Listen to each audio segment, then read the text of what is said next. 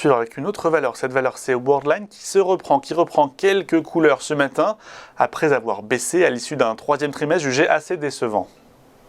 En effet, Worldline, ça a été un petit peu le vilain petit canard de la séance d'hier, puisque Worldline a chuté de 15,9% lors de la séance précédente, en raison de ces résultats qui ont été jugés décevants par la communauté financière, puisque en effet, le chiffre d'affaires a progressé de 8%, c'est 3% en dessous des attentes.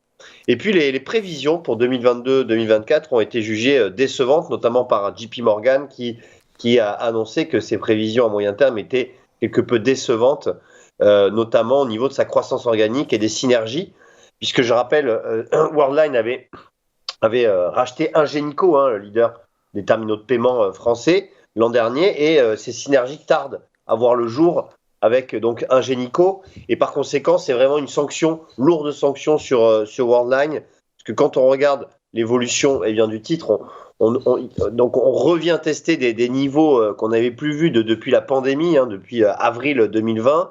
On casse un niveau important aux alentours des 61 € avec un gap baissier. Donc maintenant, c'est une tendance baissière sur Worldline et on va faire très attention puisqu'on pourrait maintenant se diriger vers 50 €. C'est un niveau de support majeur.